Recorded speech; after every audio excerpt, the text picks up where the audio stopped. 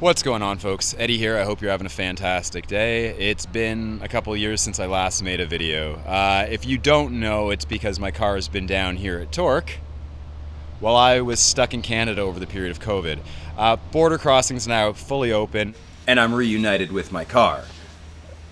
Oh my god, I haven't seen this thing in 3 years. For anyone that hadn't seen any of my comments or responses to the question, I literally haven't seen this car in 3 years because of the border closures, and this is not a business for me. Pistons and petrol is just something that I do. Yeah, I couldn't come down here easily to see the car. But here I am, and here's my car, and some stuff's happened while I've been away. So, there's tons of wiring hanging off the car right now. And there's good reason for that. This is a Link FuryX. This is a standalone computer, and this is what's being used to control the car now. So the wiring we're doing today is to connect to this. Now, the way this is going to work is this is going to be running in the car to control the engine, but the factory ECU is going to stay in for some operations in the car. Unlike an old NA Miata or an MB, this car has a lot of electronics, and it's not so simple just to bypass everything in it, so we need to keep that computer running. The positive thing about having this in place is this, once all the base maps are in place and it's just running, John should be able to get as much power as possible out of it before we run into any sort of mechanical limitations. And just a quick reminder, the mechanical limitations on this car is probably going to be the stock Tjet head, which has stock cams in it and stock springs at this moment. So, yeah, that will be the limitation, but this will let us go straight to the edge of that limitation without being stuck fighting a computer. John knows the ECUs pretty well at this point. He's had a few more years to really get to know the 124's computer, but really it's not something we need to be thinking about with this car anyways. This car is never going to be running a factory engine again. And as you all know, and a lot of people have been asking over and over again, and I understand why, yes, when this is done, the V6 swap is still happening. This is just to get this out of my system. And we do have a plan for this engine when this is done. So this won't be a waste of time. All this effort into making this engine work will benefit my little black blinky car. I can't promise you this is going to be exciting because we're just wiring up an ECU, but at least you get an idea of what's involved in wiring a standalone ECU into a Fiat 124 Spider. It's not simple, it's kind of complicated, but at the same time, it's a lot easier than trying to make the Morelli work. So, yeah, let's go say hi to John. Hey, John. Yeah, yes. Do you want to explain why we put a standalone in the 124? Hell yeah, I want to explain why Do you? standalone in the car. We Cool. need to educate people as to why we need to talk to people about why the magnetic Morelli ECU didn't end up working. I don't understand fully why the Morelli ECU didn't work, so Didn't let's let John explain this. Hold on a sec. Why'd we put a standalone in my car? to make power. Oh, why? Can we just end there? Yeah, okay. Thanks for watching. I'll see you guys next time. No. One, to make it work. Two, to make sure that we don't run into the problems that we're running into with cam and crank syncing, primarily because the cam crank syncing from a magnetic Morelli ECU to a Bosch ECU and getting everything to play nice was almost impossible. Now, we did get the car to start. We get the car to rev. Didn't you drive it for a little bit, too? Yeah, I think we drove it around a bit. I don't think I ever brought it back to Canada. No, I don't think it ever went back to Canada. No, not as a Tjet. No, but we did drive it back and forth to the house. Got it, it'd rev up to like 5,500, 5,200. Yeah. It was simply trying to get the cam crank testing to pass, and without cam crank testing passing, cam crank correlation with the magnetic ECU with the Bosch sensors or Bosch configuration, we just never made it there. And so getting to the point to where we're like, 2 years into this, thank you, COVID. 3 years into it, actually, I think, at this point. Yeah. So we're moving about 3 years into this. Me dragging my feet, Eddie being stuck in Canada. We made the decision to go with a Link standalone engine management. Now, there's a couple reasons we went with it, and it's not just to make it run better or make it run, period. Rolling anti-lag, launch control. We integrate an ethanol sensor in there so we can get adjustable tuning for different ethanol values. It's something that isn't prevalent inside the magnetic Morelli ECU. Although it does exist. It exists, and we're still working on trying to make use of that, but it doesn't use an ethanol sensor. It uses knock algorithms and stuff like that to determine the ethanol content of the fuel that you're running. Again, will be a different conversation that we hold at a different time. Features. It just comes down to features. being able to have direct access to engine management, standalone engine management, we can pre-program knock algorithm. We can pre-program fueling efficiency, injector efficiency, open slew rates, dwell times. There's so much more that can be done directly with the combination that is essentially available inside the stock ECU, but inside the stock ECU you have to change hundreds of parameters to make things run smoothly and efficiently. Not to mention identify what has to be changed. Yeah, and the stock ECU do spend some time, you spend a lot of time trying to figure out how they correlate to each other. Inside of a standalone, there's no correlation. You go into the fueling map and guess what? Fueling changes. You go into your exhaust gas temperature, correction maps, and guess what? It does exactly what you want it to. You don't have to go across 6 maps for exhaust gas temp calculation depending on coolant temperature. You have one exhaust gas temp, map that doesn't matter what the coolant temp is, because you can set other parameters for coolant temp like RPM limits and stuff like that to keep bad things from happening. How old ECUs used to be. Old ECUs would focus on one bad thing and just make one change to it to stop whatever overfueling or excessive ignition, not control like that. They would just set one map and be like, hey, we're going to stop here. Newer ECUs have some problems with that. So it's a step back as far as logic goes inside of an ECU. Going from a Magma Rally to the Link FuryX is essentially a step back, but it allows for an easier platform to tune with. We'll get the same results, might even get a more linear and smooth power curve, because we're not having as many corrections happen with the Link Fury ECU. You won't see the heartbeat. Most of these cars have a little bit of a squiggle because they're constantly running in correction.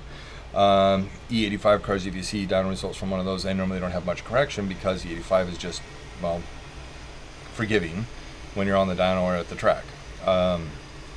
Again, we have the ethanol sensor set up inside Eddie's car. There's going to be a lot of things that a lot of bridges we're going to have to cross.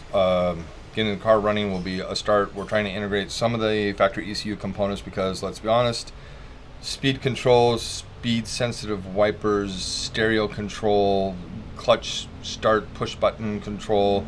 There's a couple other things I know I am missing. Could we have gotten the magnetic rally ECU to work? Well, you had an engineer helping you. It was still a barrier, and the thing came down to the ability to. It was the how many cycles in the cam? Pulse frequency. Cam pulse frequency on the Magnetic Rally ECU and the multi-air cam is a 3 pulse, 2 small, 1 large, and then the Bosch, the Tjet cam is 2 equally small pulses. It's missing the large pulse. Yeah. So we screwed around with that for a week. No, it was more like a month. Well, it was a month, but we spent literally a solid. We probably have 100 hours. Yeah. Into trying to figure it out, and then we were able to get it to start. We were able to get it to start almost consistently, but not consistently with. It was kind of weird. Depending on if it was hot and you turned it off, it would start up pretty easily. But if you did a cold start, then it would just crank forever. Yeah. And so we were trying to figure that out. We did have an engineer that was willing to give us a hand. I didn't press it too much. I felt I was grateful that they were able to give us as much information as they're willing to give us. Yeah. But what we needed to do is we needed to go into the function format and we needed to shut off cam crank relay.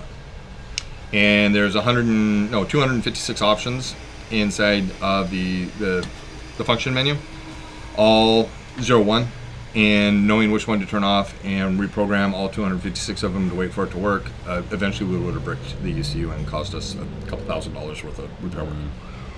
Not worth it. No. It's easier to go through a standalone in. Now the standalone, again, of course, is going to come with its own problems, and with those problems being, we'll learn. Yeah. The cool thing being, we learn, and it's not going to be something that we ever make a kit for. But if anyone did need, some sort of assistance or something like that, we will have a base. We will have a base tune for the Link Fury, the Link FuryX. Yeah. So we will have a base file. If anyone with a 500, a Jeep, or any 1.4 application, honestly, and it could be multi-air or it could be Tjet. Yeah. Because we've learned that you can just phase out the multi-air now Yeah, you just set it to 12 volt constant. And Yep, set it to 12 volt constant, and it seems to fix it. Yeah. So, and if you really wanted to, there's some additional injector profiles on the link. You could probably hook up some of the injector profiles or the injector drivers and drive the multi-air. If you really wanted to get crazy, I'm not going to spend the time to do that. You'd really only get fuel efficiency out of it, though, at that point, would you not? Or could you... No, you would only get fuel efficiency. Okay, that's what I thought. That would be it. Because otherwise they're opening at max... all the time when you just zero them out on 12 volts. Okay. Or ground them out. I'm not 100% sure on what application he went with that. Yeah. I was talking with somebody who had defeated it, put a smaller standalone on the car, and they figured out how to make it work without that in place. Boost control, blow-off valve control. Obviously, we're losing that with the link. We're still running the drive-by-wire throttle. Yeah. I mean, it'll be nice to have a mechanical boost. I mean, I'm not going to lie. It's going to be nice to have a mechanical blow-off valve on the car. Yeah, well, it already has a mechanical blow-off valve. Triggered mechanically. Without the actuator. Yeah, okay. Without having a solenoid or something in between it. Yeah. So, in theory, if you had a fully unlocked Morelli ECU that you could, control like a Link versus the Link, do you think the Morelli would make more power, or would it be basically the same at the end of the day? That's a question for you. Really good question, actually. I understand Morelli ECUs. Yeah, well, you took some of what I said earlier when we were off camera. When I was like, hey, factory ECUs are actually the best. They are. But they are. Yeah. And being able to understand the control and the features that are inside of a factory ECU are phenomenal. Well, you kind of touched on it. When you said going backwards to a Link ECU, that is totally touching on the same thing. Like the Morelli ECU technically has more processing power as well, does it not? More processing power, more adaptive memory. You got to understand, aftermarket ECUs really don't have adaptive control. They can't be like, hey, we think we're getting some knock here, so we're going to pull some ignition through 30 different maps. It's just going to let the engine go nuts and be like, hey, we see knock, we're just going to let shit happen. Yeah. And that's kind of it. Now, we do, of course, have knock sensors programmed into them. Trying to get the knock algorithm and all that figured out would be difficult. Yeah. It'll have to be on the dyno in order for us to get the knock profiles, the factory knock sensors profiled into the Link Fury. With that being said, once we do have that in, that'll be nice. And being able to run it on the dyno, simulate knock, and then be like, okay, this is real knock, pull a couple degrees, and you'll phase it back from there. Yeah. That will be really nice to have that control. As far as rolling backwards, I mean, the cold starts are going to be a bit rough. They don't have real good, I mean, they do have decent cold start fuel correction and stuff like it. Nothing like a factory ECU. Yeah. Some of these factory ECUs are phenomenal in the control cycles that they have. Mm-hmm. It's not to say that your aftermarket ECUs are bad, but when if you're comparing one to the other, like you said, if I had a completely, and Magnum really does make a race ECU, if I had a completely unlocked mapped race ECU and a Link side by side, I would always pick the race ECU from Magneto Morelli. And the reason being is because there's 12,000 maps in there that I can go through and edit, and it gives me full definitions of every map and what it does. Mm-hmm. It's like a library. But some of these race ECUs, Bosch makes a great GDI ECU, fantastic GDI ECU. It's $9,000 for the ECU and like another $1,400 for software, and then you got another $400 for turning this on or turning that on, and by the time you're done, you're $14,000 into an ECU. Yeah. And these guys with these Ferraris, these Lambos, these twin turbo Aventadors and stuff like this, they're spending $12,000-14,000 on Civex systems, life racing ECUs, just so they can run these cars efficiently with street manners. Well, even at the low end of running an aftermarket ECU on a Ferrari is going to get you into something like a Motec. Yeah, and that's not cheap to begin with. No, entry-level Motecs, actually. I know, they've gotten a bit cheaper. Thank you, Motec. Yeah. Just want to throw that out there. Yeah. Motec didn't increase prices or do anything stupid through all the inflation stuff that's happening across the world, and they actually have units in stock. But, you're going to be like running a Motec 145? Your car would have been, we could have actually gotten away with something that's not GDI, so it would have been like a 132 or 136. I'd have to look at the designation for Oh, you mean for the V6? Yeah, okay. For the V6. That's still in the back of my head. Yeah. So with that being said, like my car, I'm going to be running a Motec on it because it's GDI. I'm running point injection, et cetera, et cetera. Motec has all these neat features, but your baseline for a Motec is $3,800, $4,000. Yeah. So you're going to spend $4,000. You're going to spend another $800 on harnesses, and if you want to activate paddle shifters or you want to turn on level, they have different levels of logging. So you have level 2, level 3, and then level 5, I think, for adaptive logging. And like level 5 is like you get like special like glasses, so you can look at shit in like 3-dimensional mapping and stuff like that. It's kind of crazy. That's pretty cool. So it is neat, but at the same time, I don't need $800 software suite for logging. Your car, Eddie, will actually end up setting kind of a weird standard. So I think it will actually be, one, it's the first Tjet swapped 124 that I can, off my memory and across the internet, that I can think of. There's guys down in South America that have been doing it with Puntos. Like, they do Tjet swaps down there with Puntos. They do some cool stuff down there. Yes, they do. You're right. And they use standalones. Like, they'll use, actually, they use Mega Squirt sometimes. Yep. But they'll also go to using the Bosch ECU from Europe with an adapter harness. Adapter harness, and with a, they run a CAN bus generator. Yes. Or I shouldn't call it CAN bus generator. That's a patch, a CAN bus patch. Let's just call it an adapter. Yeah. If you actually go on this here YouTube thing and just look up Tjet swap, it's in another language, but you'll be able to get the idea. It's actually really cool what that guy does. Go check out that channel. One of the things I wanted to make mention of is that having an active lambda built into the ECU, you get to see short-term and long-term fluid film correction, which I think is really, really cool because we need the long-term and short-term fuel correction for the ethanol sensor. And the ethanol sensor obviously measures the ethanol content in the fuel, but we get to see long-term, short-term fuel correction because we have active lambda targeting active fuel values. So when we initially go through and set our VE tables, we set our VE tables like you would in any standalone engine management, get our VE tables set, and then we flip on lambda control for fuel correction. So having that availability inside this particular link is a leg up for us. Because we still get active short-term fuel correction. I believe there's long-term fuel correction. I'll have to double check for the ECU in its settings. So you do get some unique benefits from going with a higher-end engine management than going with your entry-level, like a Mega Squirt.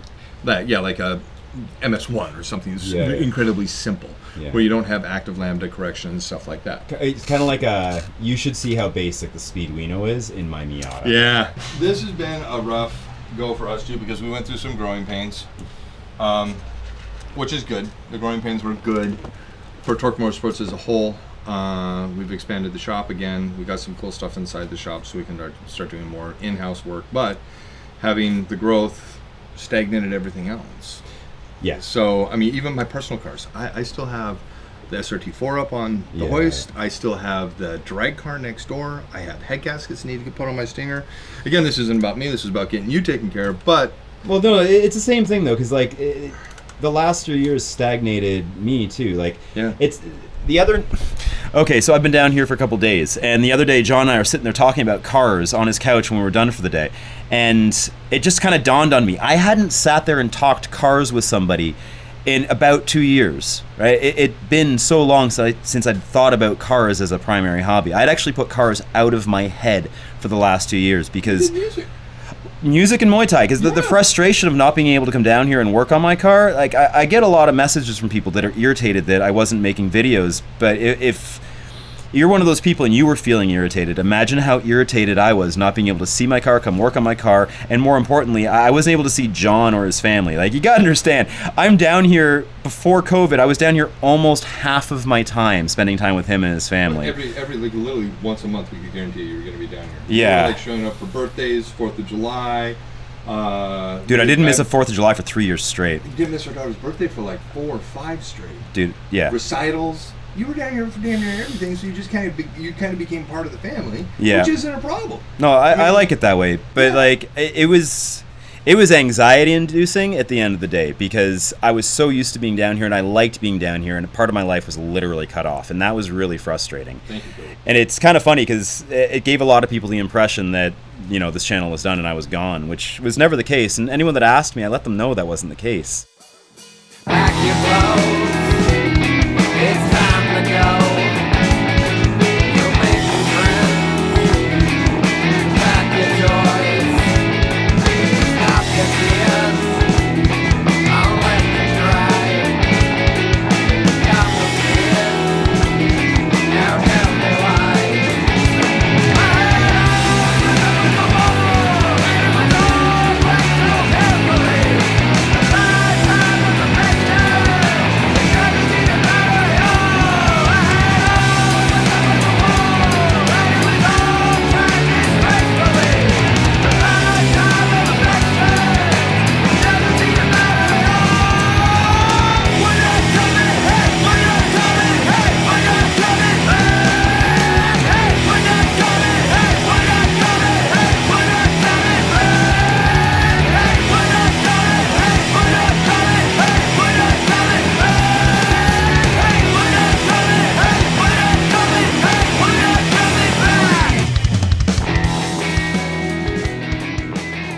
close. As of now, with the wiring you saw done, aside from needing the clutch switch wired in some way, the car should actually start once we have a base map in it. So it's just down to, I think we're down to CAN bus, and... Bus is already there.